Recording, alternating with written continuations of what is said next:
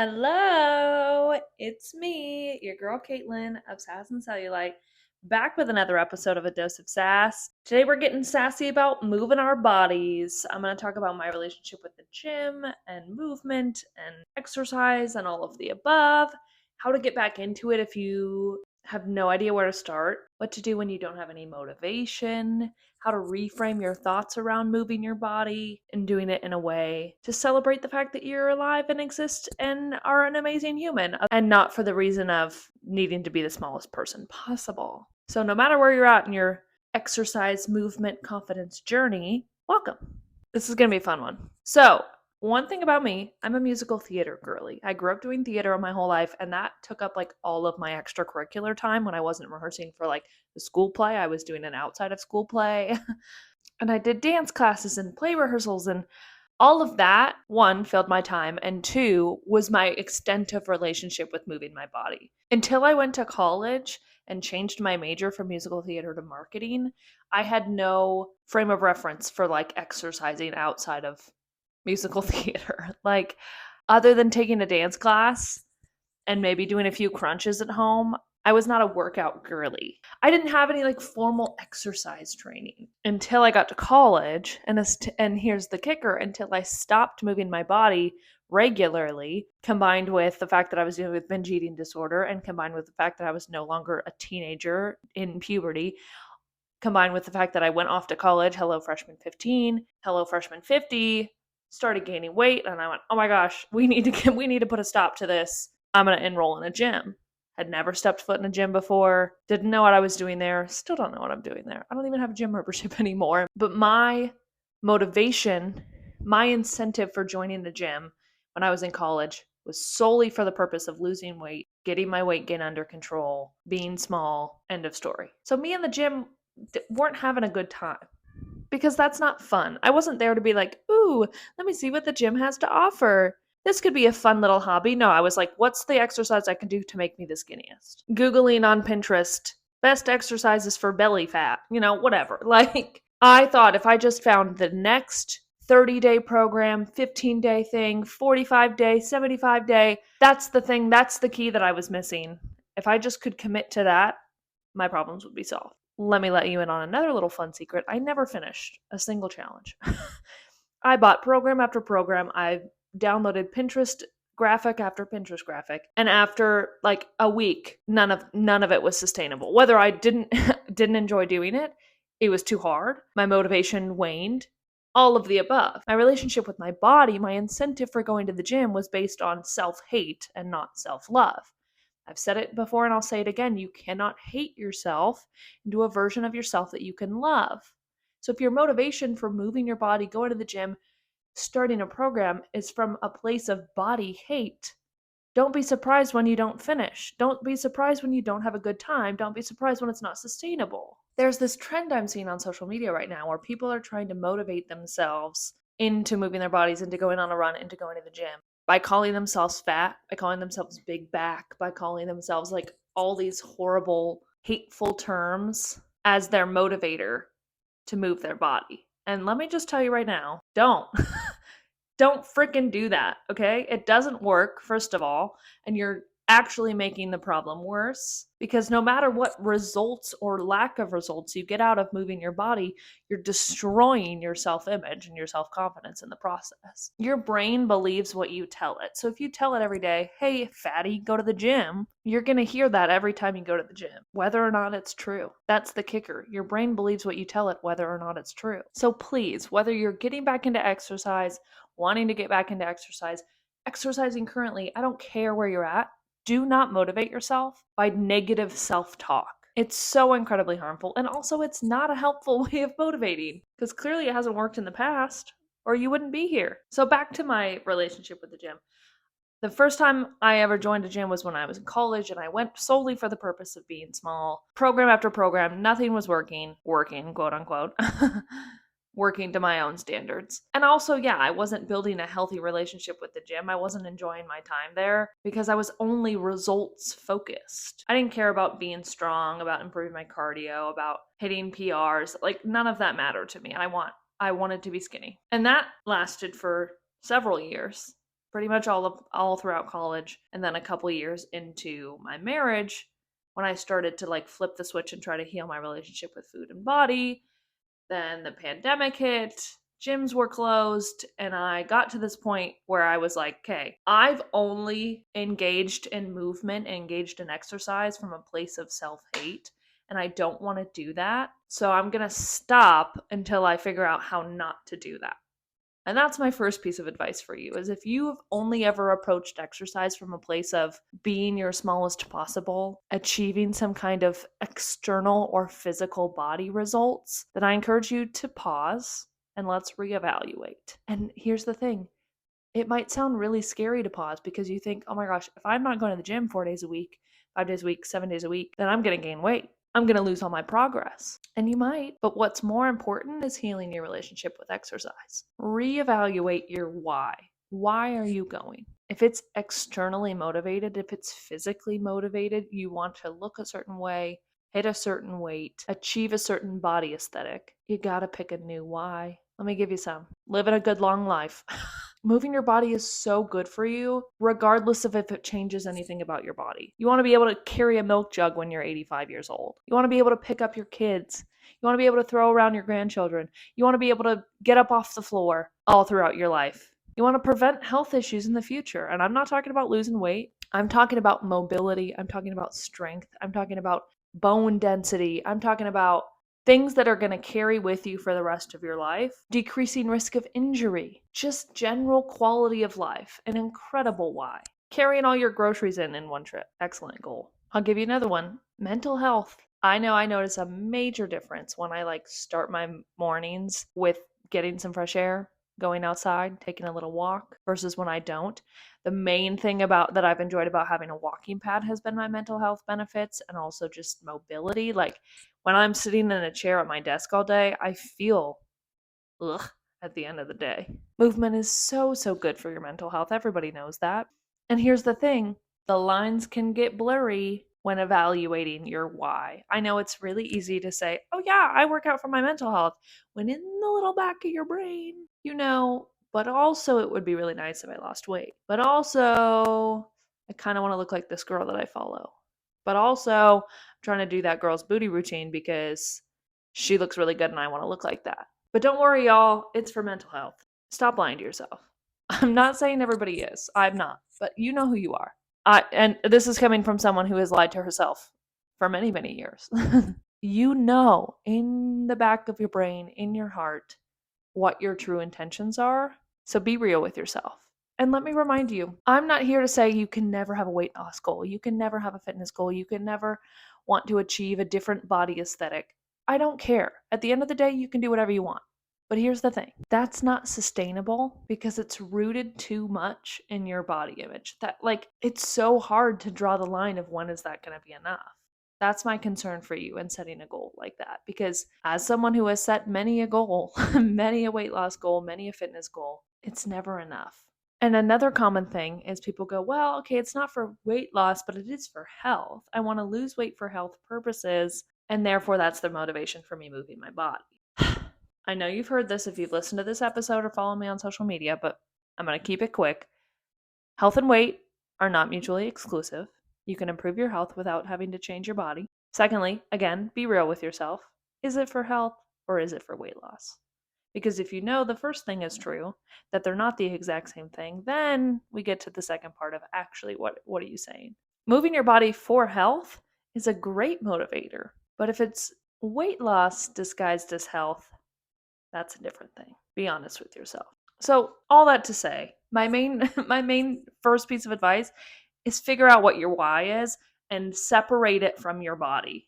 Because newsflash, your body will continue to change throughout your life. Keeping your body moving throughout your life is a great thing. And you need to have some goals that are separate from the size of your body, the look of your body, the feel of your body, the number on the scale. Okay? And it's okay to take a break. I took a break for months. I didn't move my body at all because every time I went to, I thought to myself, ooh, I hope this tones up my tummy. Ooh, I hope this makes my legs look a certain way. Ooh, I hope this fill in the blank something about my body. And that's not helpful. So how do you get past that? If that's the place that you're at with your relationship with movement, Where do you go from here? Be mindful of your language. You may notice that I use terms like move your body, movement, joyful movement, intentional movement versus exercise, workout, train. The words you use matter. And the reason I use words like move your body and joyful movement is there's so much broader and so much less pressure on the whole thing. When you say things like, oh, I have to do a workout today, your brain automatically has a certain vision of what that looks like. There are certain types of activities that fall into a traditional workout. Maybe that means to you only in the gym. Maybe that means a certain amount of time, a certain amount of distance, a certain track, a certain measurement for what a workout is supposed to be, quote unquote. Exercise is formal, it's stiff, it's cold, versus asking yourself, have I done a workout today? The answer might be no a lot of the times, but have you moved your body today? Probably. Have you played with your kids? Did you jump on a trampoline? Did you bring in a giant load of groceries from Costco? Did you walk your dog? Did you deep clean your house? Those are all ways that you can move your body and they all count, but they don't fall into the traditional workout. So let's kill that word. I've it's completely out of my vocabulary, to be honest. I use movement, move your body pretty exclusively. And it's so much freer. It's so much more fun to say, how am I going to move my body today instead of how am I going to work out today? Bleh. I'm already bored. I don't want to work out. I want to move my body. I want to put on a fun song and dance in my kitchen. Check. If you broke a sweat, if you got your heart rate up, if you're going to be sore from it, you moved your body. Congrats. So assess your language, be mindful of your language, and I highly recommend cutting out those kind of words. Additionally, when you switch to the words like moving your body, joyful movement, you open up such a variety of ways to move your body. So be open to it. If you've only ever done formal strength training in the gym and doing that form of exercise causes you to think negatively about your body or something, switch it up. It's going to be really hard to go back to that movement, that exercise, and change your whole mindset about it. So, what if you find something else to do? My favorite series that I try to do kind of weekly. It's about every other week by the time I get to posting it. Is I like to share ways that I've moved my body during the week. And this looks different every time. Some of the more consistent ones is I go line dancing every Thursday. I have softball on Tuesdays. I haven't played in a local intramural co-ed softball league. We're not any good, but it's a lot of fun. I'm taking a break at the moment, but I also have a Monday night dance class. It's a heels dance class. That's 3 things that I've already done consistently in my week that aren't workouts. But heck yeah, I'm moving my body. I'm sweating. Additionally, I've started to get into rollerblading. I obviously use my walking pad. I like to walk outside with an audiobook sometimes. I just bought one of those little mini trampolines I'm really excited to try. I've got a cycle bike. I've got so many different ways that I can move my body that you might not have ever thought, oh, yeah, I guess that counts. Heck yeah, it counts. And if you go, well, I don't know what I like to do, how do you even start? Look up some local fitness classes. Have you ever wanted to try kickboxing, rowing, Pilates? And if a group class is scary, there is so much stuff on YouTube. The Fitness Marshal on YouTube is one of my favorites.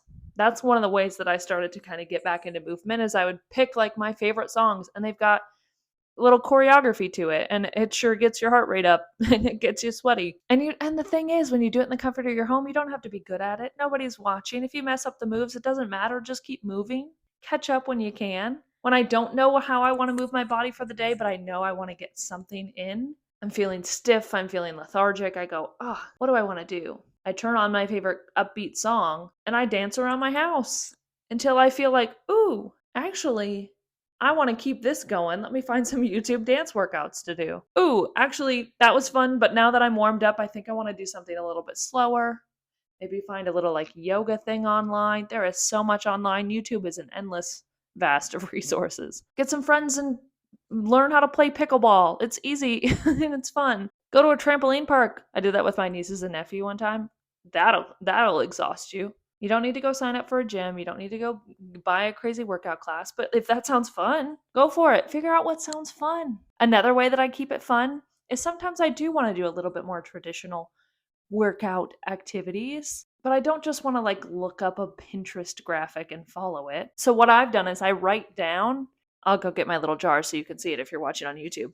I have a little jar where I wrote down a bunch of individual exercises from like push up to crunch to squat to like all of the individual things all on a single sheet of paper. And I threw them in a jar so I can shuffle them up and pull out 3 or 4 of them that I want to do. And then there you go. I made a circuit. I'll pull them for an example for you. So I've got squats. Bingo. I've got shoulder taps. Great. I've got bent over reverse fly. That's like a fancy little weightlifting thing. Okay. Let's do another one. Glute bridges. There you go. I got 4 things. 2 of them that are like upper body, 2 that are more lower body. And if I don't like those, I'll throw it back in and do another one. There are no rules here, but that's a way for me to keep it fresh, keep it fun. That way I'm not going, oh, I did that workout yesterday. I don't want to do that again today. That's how you don't have motivation. And this jar only has things that I like doing in it. You won't find burpees in here. I'm never going to do them. So be open to trying new things, doing something that sounds fun, something that doesn't typically sound like exercise to you, but is. Because we're not calling it exercise anymore. We're calling it movement. How are you going to move your body today? That question is so open. By the way, let me know if you want an episode on or me to touch on group fitness class anxiety. I've done a post about it, but getting the courage to like actually go try a class can be hard. So if you want me to dive more into that, first of all, I'll link the post in the show notes.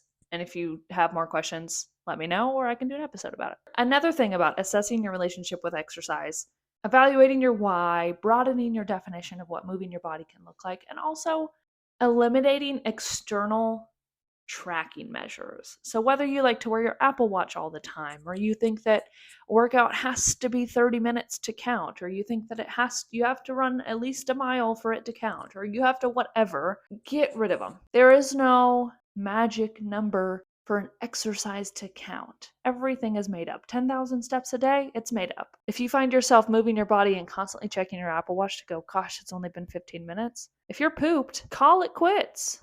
You don't get an award for magically making it to 30 minutes on the dot. No one's going to show up to your house with handcuffs if you make it to 17 minutes. It's made up. Stop tracking it so closely. Stop looking at the calories burned number when you finish your workout. When you rely on timers and distance and tracking and all of that, it disconnects you from listening to your body. And the goal here is reconnecting with your body and figuring out what you enjoy. If you've got 45, amazing. If you've got 7, great. Something is better than nothing. And listen to what your body is telling you. I just recently went back to the gym with a friend. She had a gym pass. I haven't been to the gym in a long time, so I was following what she was doing. And she was doing, I forget what it's called, like a dumbbell pull. It's where you're like in a push-up position and then you like drag the dumbbell back and forth with each of your arms.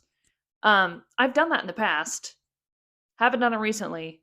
It was much harder than I remember it being, and I went, I didn't like that. So I switched to shoulder taps. I didn't push myself and go, oh my gosh, I'm so embarrassed I can't do this one activity. I'll do it another day. I'll work my way up to if I want to. That didn't sound fun in the moment. So I did something similar. And that comes from me practicing listening to my body. Before you start anything, stretch, take a deep breath, close your eyes, get in touch, feel where am I stiff? Where am I holding tension? Test your limits. Do a little squat and go, did that feel good? Do I want to do more of that? Do I not want to do any of that? Take a little lap around your house. Ooh, cardio sounds fun. I think I do want to work up a sweat. I want to get my heart rate up. Let me find a dance workout.